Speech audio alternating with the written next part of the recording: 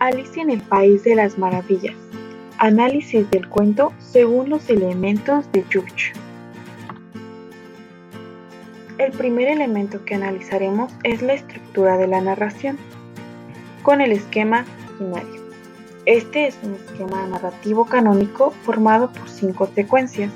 La primera de ellas es la situación inicial, en la cual se parte de una situación estable. Se presentan los personajes principales, el espacio, la época, así como las relaciones. Además pueden presentarse las propuestas estilísticas escogidas. Ejemplo: Alicia empezaba a aburrirse de estar sentada a orillas del río. Espió el libro que leía su hermana a su lado, pero no tenía diálogos ni dibujos. Entonces se le ocurrió juntar margaritas para trenzar una guirnalda, pero le dio pereza. Hacía demasiado calor. Situación 2. Inicio del conflicto. Aquí hay una acción o un acontecimiento que modifica la situación inicial e introduce una tensión. Ejemplo: el conejo llegó hasta un cerco y se metió en una madriguera. Alicia lo siguió, entró por el túnel y avanzó un poco. Casi sin darse cuenta, cayó en un pozo. Mientras caía, Alicia pensó que aquel era un pozo muy profundo, porque no terminaba más. Situación 3. Conflicto. Es la reflexión o la actuación. Uno de los participantes desarrolla una serie de acciones para intentar resolver el conflicto. En Alicia en el País de las Maravillas, Alicia constantemente realiza diversas acciones para poder solucionar los problemas que se le presentan. Ejemplo: después de un rato recordó que todavía tenía los trozos de hongo en la mano y, con cuidado, empezó a mordisquear primero de un pedazo y luego del otro, lo que hizo que primero creciera y luego empequeñeciera hasta alcanzar su tamaño correcto. Situación 4. Resolución del conflicto. Llamado también fin del conflicto o desenlace, es el resultado de las acciones precedentes, el fin del proceso. Ejemplo: los naipes se lanzaron sobre ella, ofendidos. Alicia soltó un grito y empezó a agitar las manos para quitárselos de encima. Entonces se dio cuenta de que estaba acostada a orillas del río. Situación final. Vuelta a una situación estable, generalmente distinta de la inicial. Ejemplo: despiértate, Alicia, le dijo su hermana. Dormiste un rato largo. Alicia se restregó los ojos y miró alrededor. Tuve un sueño extrañísimo, dijo, y le contó a su hermana lo mejor que pudo las aventuras que había vivido mientras dormía. Marcadores temporales.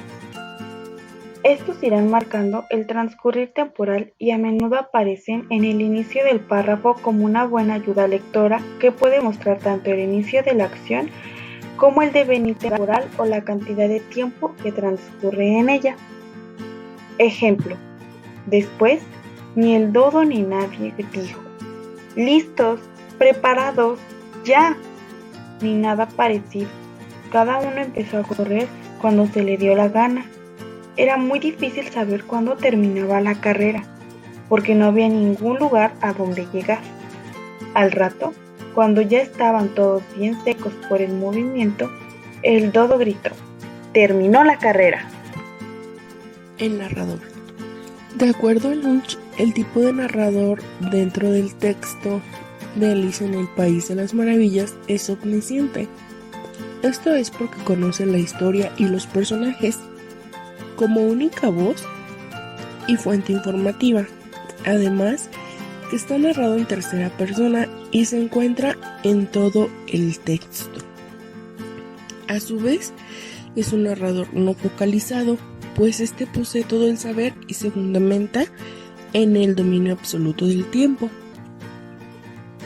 Por ejemplo, Alicia creyó que el animal había confundido con su ayudante y salió corriendo hacia donde el conejo le indicaba. El personaje. De acuerdo a Lunch, este se caracteriza por una serie de rasgos, atributos o adjetivos calificativos que adquieren unidad para conformarlo y lo aíslan del resto. Una de sus características es el nombre por el cual se le conoce, los atributos físicos y psicológicos, la aparición frecuente o en momentos de especial relevancia. En este caso, el tipo de personaje de Alicia en el País de las Maravillas es estático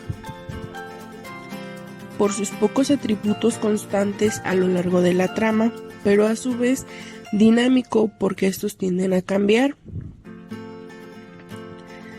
Alicia en el País de las Maravillas es protagonista, así como los antagonistas son las reinas y el conejo blanco, y los ayudantes serían el sombrerero, la liebre, el ratón y los gemelos. El espacio da cuenta de la realidad textual, que a su vez depende del lenguaje. Simula la realidad próxima del lector. En este se puede reflejar, aclarar o justificar el estado de ánimo del personaje. A su vez se une el tiempo y el espacio,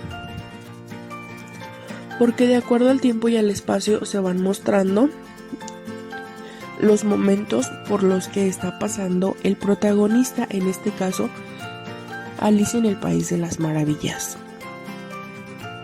¿Cómo se observa en el ejemplo? Lunch la marca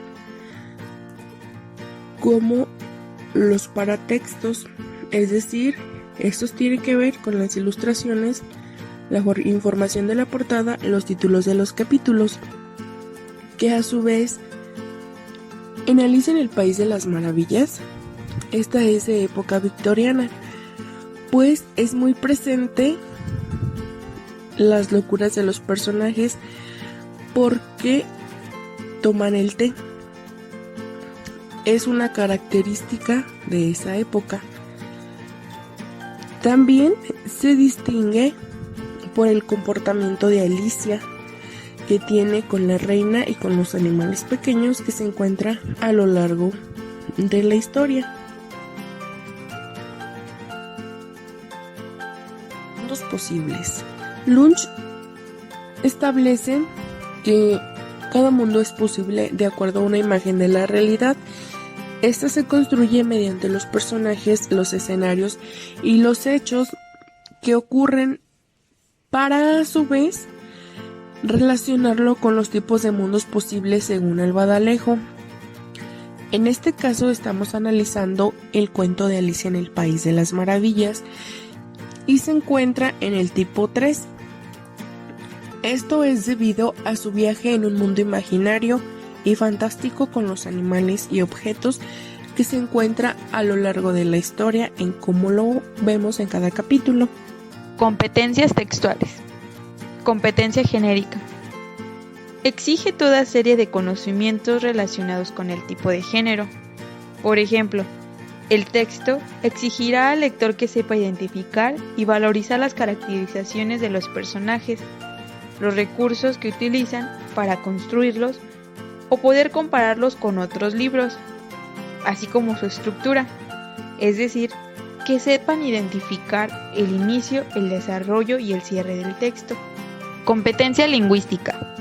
Incluye dominios oracionales y de palabra, es decir, vocabulario, formación de palabras, estructuras de oraciones, semantitud, así como los dominios textuales de coherencia y cohesión textual.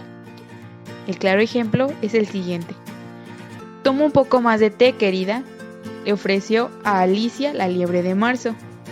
No puedo tomar un poco más, porque hasta ahora no tomé nada, dijo ella. Querrás decir que no puedes tomar menos, corrigió el sombrerero. Si no tomaste nada, lo más fácil es tomar más. Competencia literaria. Exige al lector prevenir lo que acontecerá, formular inferencias y asimismo comparar con lecturas anteriores que conforman la tradición a la que la obra se adscribe. Leer más allá de los significados. Tal ejemplo como el siguiente. Que le corten la cabeza, ordenó el rey. llamó un verdugo para que cumpliera enseguida la orden. Pero al ver al gato, el verdugo explicó que como el animal no tenía cuerpo, era imposible cortarle la cabeza. Tal ejemplo prevé la acción del verdugo, pues al gato, al no obtener un cuerpo pegado a su cabeza, era obvio que no podía desplegarse de este.